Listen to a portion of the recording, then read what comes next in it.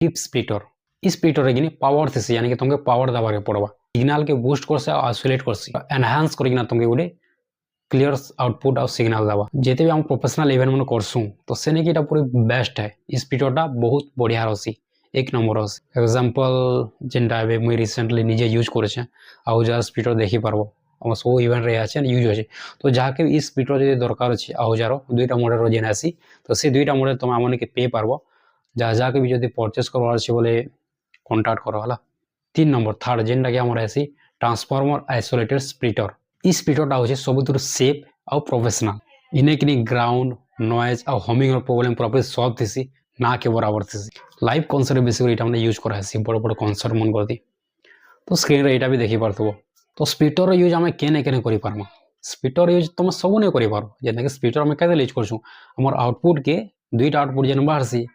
दुईटा आउटपुट जगहते हमके किनी सेटा बोले बेसी आउटपुट हमके काढाबार अछि बोले 4टा 8टा 6टा मैक्सिमम 8टा का देथि बोले स्प्लिटर पे रोला केन बेसिकली जेते ब्रांड 8टा का देथि आ हजार जेन मॉडल अछि आ हजार तमे 8टा तमन आउटपुट काढि पारबो तो लाइव